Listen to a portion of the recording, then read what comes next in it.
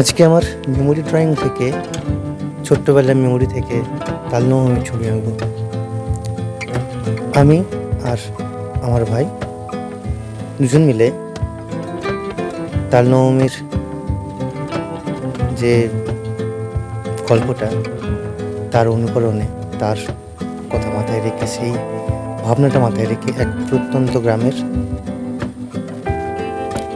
তাল পুকুর, অর্থাৎ চারিদিকে তাল গাছ, তার মাঝে একটা পুকুর থাকবে, সেই ভাবনার উপর একটা ড্রয়িং করছি। ওদের ড্রয়িংগুলো যখন শুরু হয় না, তখন শুধু একটা ছোট্ট ভাবনা থাকে, দুটো বাচ্চা ছেলে তাল কুড়োচ্ছে। তারপর আস্তে আস্তে আস্তে আস্তে সাজাতে সাজাতে একটা ছবি তৈরি হয়ে ওঠে। তো সেই রকমই একটা ছবি এটা। সে আমাদের ছোট্টবেলার কিছু সুন্দর মুহূর্ত, কিছু ছবি আঁকলে মনটা এমনি ভালো হয়ে যায়।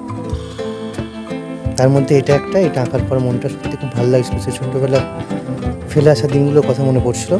তো আপনাদের কেমন লাগলো অবশ্যই কমেন্ট করে জানাবেন।